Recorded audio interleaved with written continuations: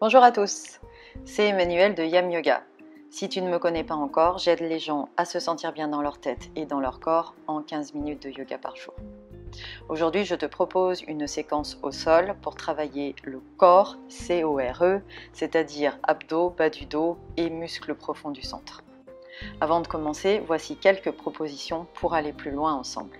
Si tu veux recevoir directement par email du contenu pour pratiquer et t'inspirer, n'hésite pas à t'inscrire à ma newsletter.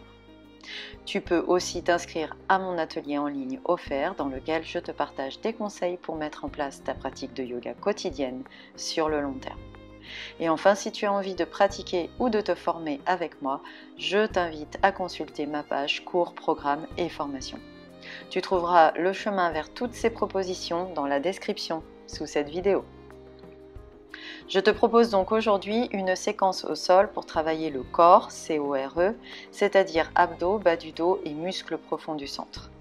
Le corps, en anglais, peut se traduire par noyau, centre. Il fait référence à tous les muscles du centre du corps, entre le plancher pelvien et le diaphragme inclus, et le psoas, la sangle abdominale, le bas du dos, en particulier le fascia thoracolombaire dont je vous parle de temps en temps sur cette chaîne, et les muscles érecteurs de la colonne. Dans cette séquence, on va travailler ces 6 groupes de muscles. Cette séquence peut suffire pour ta pratique du jour ou bien elle peut être une préparation à une séance plus longue. Je te souhaite une très belle pratique. On se retrouve donc sur le tapis pour cette séquence autour du corps, C-O-R-E, autour du centre. Okay, donc on va commencer en tailleur. Vous pouvez éventuellement vous munir d'une couverture pour vous poser dessus, vous asseoir dessus. Alors moi j'aime bien, quand j'ai un support comme ça, soit mettre mes ischions, les deux os sur lesquels on s'assoit vraiment à ras de la couverture et comme me laisser glisser du support, ok, donc là ça cale bien le bassin là où il devrait être, avec cette jolie courbe du bas du dos. Quand on s'assoit en tailleur, donc là je vous laisse le choix de tibia gauche devant tibia droit ou tibia droit devant tibia gauche, peu importe le côté que vous préférez. Décalez un petit peu, vous vous rappelez vos pieds, vos jambes du bassin, d'accord, et ayez vos pieds à peu près sous vos genoux. Ça, c'est la posture en tailleur de Sukhasana, la posture facile en yoga. D'accord? Donc, si vous êtes très souple des hanches, que vous savez bien placer votre bassin, vous pouvez vous passer complètement du support. Vous n'êtes vraiment pas obligé d'avoir un support sous les fesses, mais ça peut être utile quand on commence une séance ou quand on a les hanches assez peu souples, ok, pour pouvoir bien s'asseoir et pas être comme ça, ok, mais être bien, voilà, avec le bassin au bon endroit et cette jolie courbe du bas du dos pour avoir le reste de la colonne dans ses courbes. Et ici, vous pouvez poser vos mains sur vos genoux, sur vos cuisses, là où vous sentez que vous pouvez détendre les épaules et les bras. Vous pouvez orienter votre regard vers le bas, donc vous pouvez même fermer les yeux si vous aimez vous centrer à l'intérieur comme ça. Et on va prendre contact avec d'abord sa respiration. Donc on va s'attacher, se concentrer sur le toit de notre centre qui est le diaphragme. Doucement, au fur et à mesure, vous faites des inspirations de plus en plus profondes. On approfondit ces inspirations pour descendre jusque dans le ventre.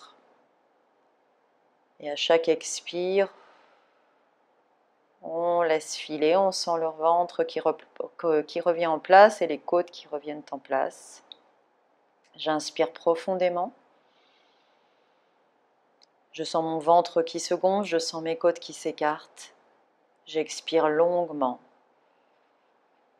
Je sens mon ventre et mes côtes qui reviennent en place. Donc vous pouvez faire quelques respirations comme ça, à votre rythme, sans exagérer sur cette respiration, c'est-à-dire que vous allez ralentir cette respiration, activer de plus en plus ce diaphragme au fur et à mesure des respirations. Au fur et à mesure, à chaque Inspiration de plus, je vais un petit peu plus loin dans le ventre, un petit peu plus profond, peut-être un petit peu plus longuement. Et à chaque expire, de même, j'essaye d'allonger cet expire et d'aller à chaque fois un petit peu plus longuement. Respiration profonde et longue, respiration diaphragmatique. Et puis on va s'occuper du plancher du centre, de son plancher pelvien, de son périnée. Donc vous avez justement ces deux ischions sur lesquels vous êtes assis, ou en tout cas qui sont tout au bord de votre support, et vous allez imaginer que vous engagez les muscles qui vous permettent de les rapprocher. Les muscles tendus entre ces ischions, je les rapproche. Et j'ai cette sensation d'absorber ce périnée, de ramener cette énergie du bassin vers le haut. Je respire ici. Je sens que je ne peux peut-être plus aller aussi profond, aussi bas dans le ventre. Je peux toujours aller toujours profond dans mon inspire et long dans mon expire, mais je vais aller un peu moins bas parce que j'ai cet engagement du périnée et cet engagement tout en bas de l'abdomen. Je continue ma respiration profonde et longue avec ce périnée absorbé, les deux ischions ensemble. Et tranquillement, tout doucement, je vais monter de plus en plus cette énergie pour aller respirer dans mes côtes. Donc là, consciemment ou inconsciemment, je vais mettre un tonus autour de ce nombril pour monter cette respiration dans la cage thoracique. Mon ventre ne se gonfle quasiment plus avec cette respiration. Cette respiration est toujours diaphragmatique, profonde et longue. Le périnée est absorbé.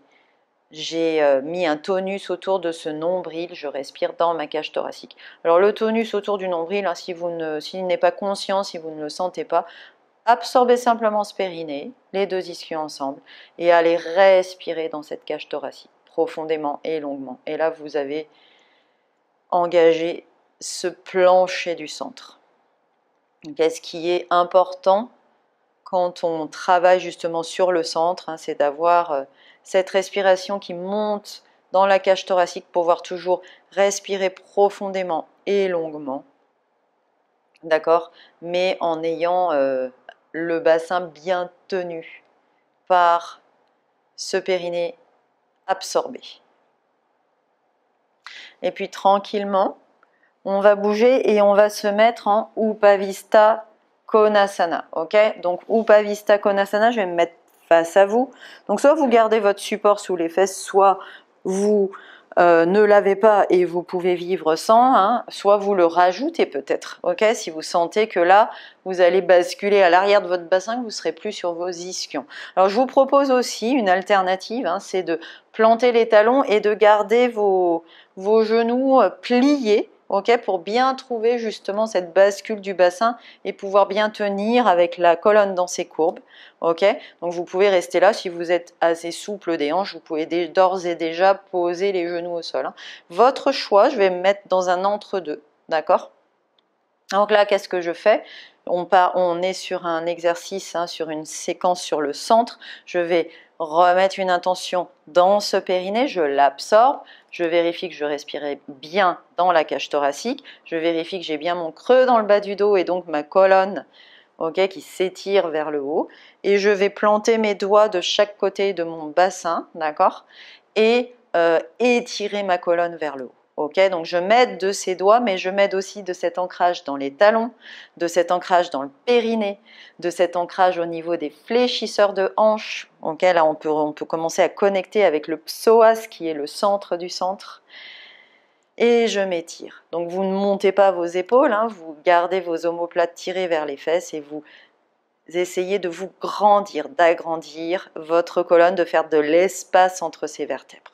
Je respire ici. 2 respirations dans ma cage thoracique.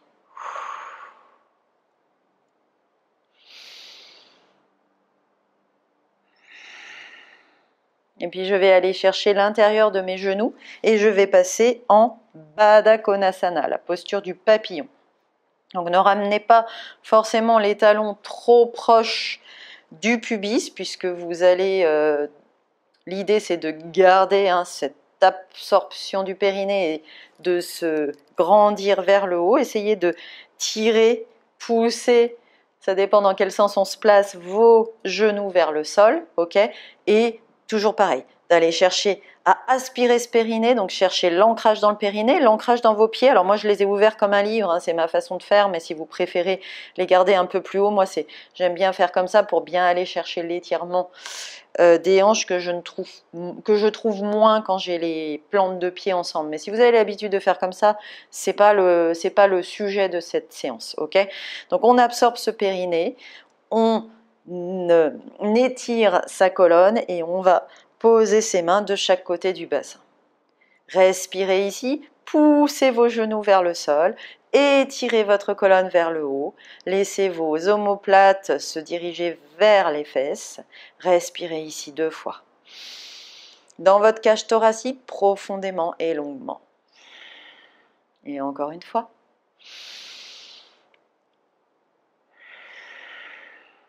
Et je vais aller chercher l'arrière de mes genoux et je vais basculer un petit peu derrière mes ischions, entre mes ischions et mon coccyx, et remonter mes jambes parallèles au sol. Donc tout à l'heure, je vous le ferai dans l'autre sens pour que vous soyez à peu près sûr de ce qui se passe.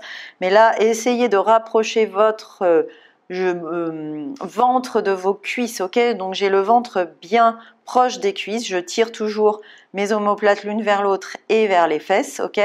Et si je peux, je lâche, j'inspire ici. Et j'expire ici.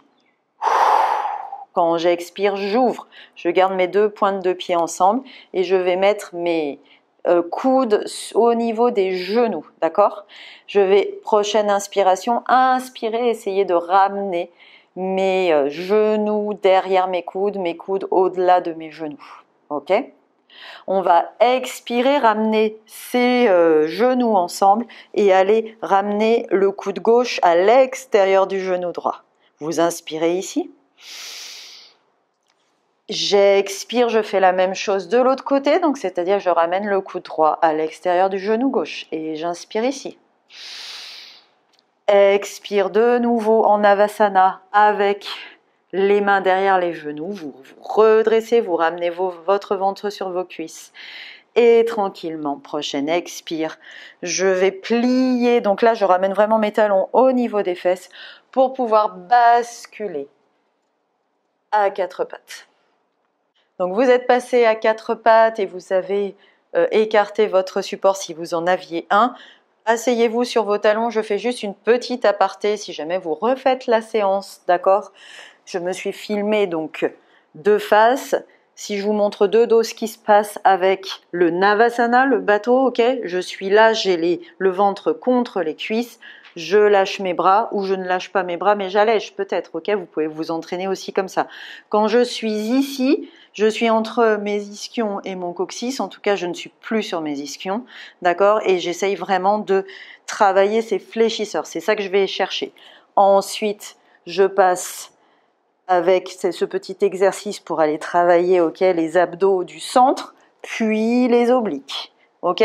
Donc c'est ce qui se passe et ensuite je reviens en Navasana et je bascule à 4 pattes, ok? Donc ça c'était pour vous clarifier un petit peu ce qui se passe de profil. Maintenant vous pouvez retourner à 4 pattes et on va continuer avec notre planche, ok? Donc je suis à 4 pattes, j'essaye d'orienter donc mes index vers l'avant du tapis, les doigts bien écartés. Je peux avoir les creux de coude qui se font face pour l'instant, ok? Et je vais étirer mes jambes derrière moi, planter mes orteils. Donc placez votre coccyx, rentrez, ok, vers le sol et arrondissez entre vos épaules, d'accord? Vous regardez entre vos mains, coccyx vers le bas, arrondi entre les épaules. Je respire une fois ici. Vous avez toujours le périnée absorbé, la respiration dans la cage thoracique. Je vais avancer ma main droite d'une main et je vais placer mon creux de coude en aligné avec mon pouce, ok? Je passe, donc vous ne lâchez pas ce creux de coude aligné avec votre pouce du regard. Et je passe la tranche du pied droit sur le côté et le pied gauche par-dessus. J'ai toujours mon drishti, c'est-à-dire l'orientation du regard au niveau du creux de coude face à ce pouce, ok? Et je place ma main gauche sur ma hanche. Si je suis très à l'aise, je peux monter ma main gauche au-dessus de mon épaule gauche. Je regarde toujours ce drishti. Respirez là une fois dans vos côtes. Expire, je repose ma main gauche au sol devant moi, sous mon épaule. Et je ramène mon pied gauche au niveau du bassin à terre. Alors, une petite explication ici. Si je suis très mal à l'aise dans cette planche sur le côté, je peux la prendre comme ça. Donc, l'exercice peut se faire aussi comme ça, si vous refaites ça, que vous n'avez pas réussi. Et puis, je retourne à quatre pattes. Je me repose à quatre pattes. Je repose mes fesses sur mes talons. Je fais des petits mouvements avec les poignets pour leur dire que je les aime et que si je me centre bien dans mon corps, C-O-R-E, et avec que je mets bien l'arrondi entre les épaules quand je suis en planche droite, d'accord, je vais les préserver, je vais les renforcer mais aussi les préserver, ok? Donc pareil, on retourne à quatre pattes, alors moi je vais me mettre de l'autre côté pour vous montrer, d'accord? On va se mettre dans la planche sur le côté, donc c'est Vasisthana en sanskrit, du côté gauche, ok? Donc je prends d'abord une planche normale, donc j'ai les index qui pointent vers l'avant du tapis, les doigts bien écartés, les creux de coude pour l'instant qui se font face, d'accord? Et mes épaules au-dessus de mes poignets. Je vais étirer mes jambes, planter mes orteils à l'arrière, ramener ce coccyx vers le bas, arrondir entre les épaules, ok? Je respire une fois ici, j'ai toujours ce périnée absorbé, je respire toujours dans ma cage thoracique. Et à la prochaine expire, je vais avancer la main gauche d'une main, ok? Je pose mon drishti, donc mon creux de coude en direction du pouce, mon regard sur ce creux de coude et ce pouce, je passe la tranche du pied gauche sur le côté, le pied droit par-dessus, je ne lâche pas mon drishti et je ramène ma main droite à la hanche. Donc si c'est pas possible pour vous, vous vous rappelez, vous mettez votre pied droit devant, face à vos hanches, à votre hanche droite. Respirez ici si vous êtes ultra à l'aise. On passe la main droite par-dessus l'épaule droite. On regarde toujours son drishti. Respirez là. Je pose les doigts de la main droite sous l'épaule droite. Je ramène mon pied droit en direction de la hanche. Ok? Et je retourne à quatre pattes. Et assis sur mes talons. Donc là, on a travaillé aussi, encore une fois, le côté de ce corps, le côté de ce centre, d'accord? Pourquoi je vous fais avancer d'une main? C'est pour être bien stable au niveau des épaules, avoir un angle droit à ce niveau-là pour être bien stable et donc ne pas avoir à mettre trop de muscles au niveau des épaules pour stabiliser l'articulation. Là, on est stable de facto parce qu'on va faire un angle droit. C'est tout simplement pour ça. Donc, essayez et jugez par vous-même si vous vous sentez plus stable dans cette pose. D'accord? Et travaillez là, évidemment, avec une jambe devant. Si c'est quelque chose qui vous est difficile, ça viendra. Ok? Et le drishti peut vraiment beaucoup vous aider. On va passer donc de nouveau à quatre pattes, de nouveau en planche, coccyx vers le bas, arrondi entre les épaules. Inspire ici. À l'expire, je pose mes genoux et je descends les coudes bien le long du corps jusqu'en bas. Ok? Ici, je vais ramener ma main droite devant mon visage, ma main gauche par-dessus. Ok? Et les coudes relativement écartés, d'accord? Mes pieds sont pas à largeur de tapis, mais on va dire largeur de hanche ou un peu plus, d'accord? Et les pointes de pied pointent vers l'arrière du tapis. Je suis redressée là, devant mes mains, d'accord? Et je vais d'abord on va faire le criquet. Donc là, pour s'occuper de la partie arrière, hein, postérieure de ce centre, d'accord, de ce corps, CORE.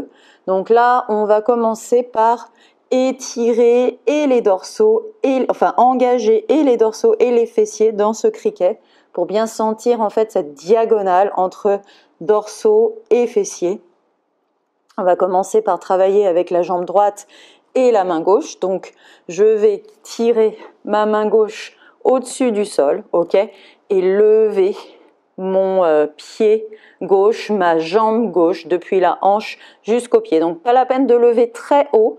Essayez de tirer votre pied vers l'arrière de la salle comme si vous vouliez agrandir votre jambe, ok, et sentir vos fessiers. D'accord? Et là, je vais faire un point avec ma main gauche et je vais tirer comme si je tirais une résistance, d'accord? Je tire jusqu'au bout. J'essaye d'engager ces dorsaux en diagonale de mes fessiers et j'ouvre ma main, la paume de main vers le sol. Je reste ici, une respiration, absorber ce périnée.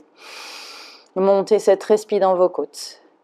Et la prochaine expire, je repose main et pied au sol, ok?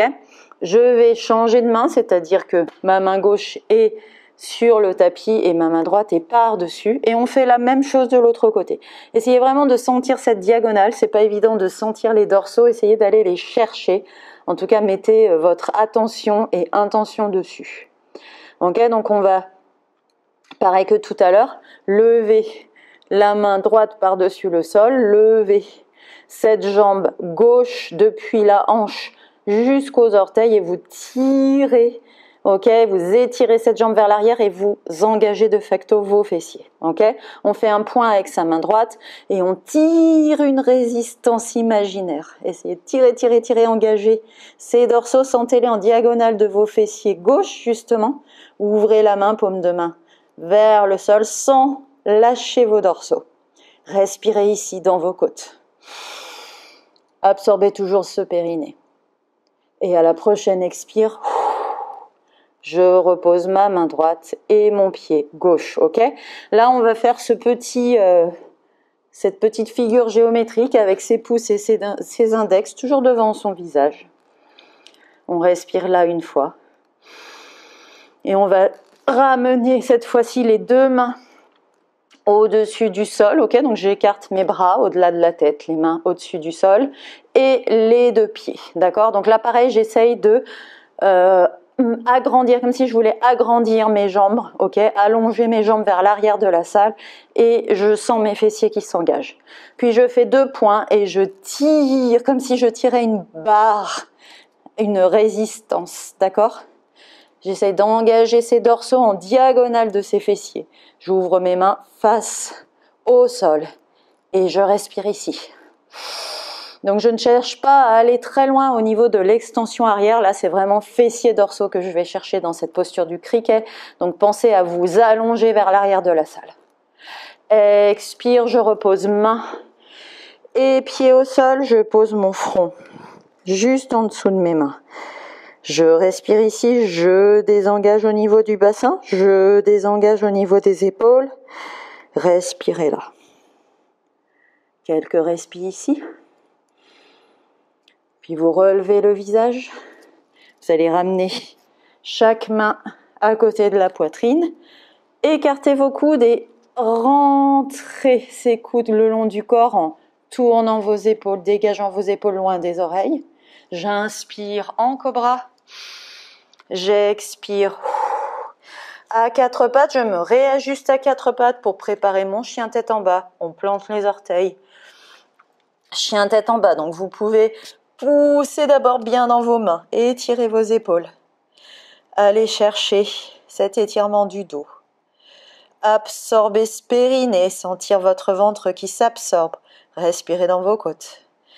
Étirez l'arrière de ces jambes en essayant de pousser dans vos mains pour aller plaquer ses talons au sol.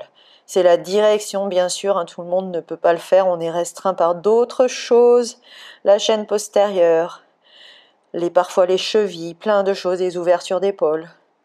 Regardez entre vos pieds, respirez là, dans vos côtes. Et je reviens à 4 pattes. Je m'assois sur mes talons.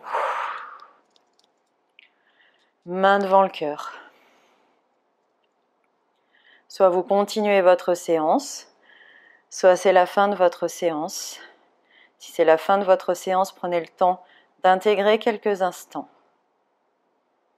Typiquement, on peut tout à fait intégrer, hein, si on a trouvé cette séance un peu challenge, et ça se peut, hein, ça dépend de l'état de votre centre. Vous pouvez vous mettre en crocodile, vous allonger à plat ventre au sol, poser votre front sur vos bras et faire comme un shavasana en crocodile. Vous pouvez aussi rester ici, main devant le cœur, ou peut-être poser vos mains sur vos genoux, hein, c'est à vous de voir, et intégrer quelques instants. Relâchez, si c'est la fin de cette séance, relâchez ce périnée. Refaites descendre cette respiration dans le ventre. Namasté. Si cette séance t'a plu, clique sur le petit pouce j'aime sous la vidéo et abonne-toi à cette chaîne. N'oublie pas d'activer la petite cloche à côté du bouton s'abonner afin de ne pas manquer les nouvelles pratiques de Yam Yoga. Je te dis à très bientôt. Namasté.